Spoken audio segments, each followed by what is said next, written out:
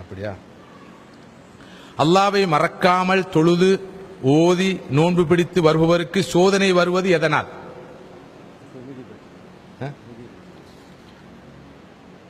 அது அடுத்த கேள்வி. சோதனை வருவது எதனால்?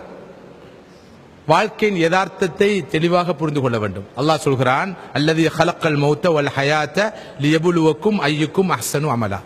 உங்களில் யார் நல்ல காரியம் சிறந்த அமல் செய்கிறார் என்பதை சோதித்து பார்ப்பதற்காகவே அல்லாஹ் ஹயாத்தையும் மௌத்தையும் வாழ்க்கையும் மரணத்தையும் படைத்திருக்கிறான். உலக வாழ்க்கை என்பது ஒரு சோதனை களம்.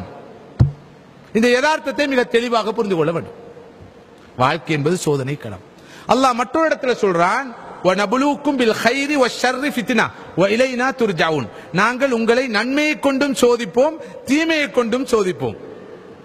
இங்கு ரொம்ப சுவாரஸ்யமான விஷயம் என்னவென்றால், பலர் சோதனை என்றால் என்ன நினைக்கிறார்கள்? தொழில் இல்லையா சோதனை, வருமானம் குறைந்து விட்டதா சோதனை, குடும்பத்திலே யாராவது வஃபாத்தாகி விட்டார்களா சோதனை, வறுமை வந்து விடுகிறதா சோதனை. அது மாத்திரமல்ல சோதனை, வருமானம் ஒரு சோதனை, காசு பணம் ஒரு சோதனை, பணம் பட்டம் ஒரு சோதனை, அறிவு ஞானம் ஒரு சோதனை, வாழ்க்கையே சோதனை தான். எனவேதான் அல்லாஹ் சொல்கிறான், நன்மையை கொண்டும் சோதிப்போம், தீமையை கொண்டும் சோதிப்போம். இலங்கையில் இருந்தோம், அல்லாஹ் சோதித்தான். சிங்கப்பூரில் நல்ல ஒரு தொழிலை தந்து அல்லாஹ் சோதனையை நீக்கிவிட்டான். இல்லை, இலங்கையில் இருக்கிற போது அல்லாஹ் பொருளாதார நெருக்கடியை வைத்து சோதித்தான்.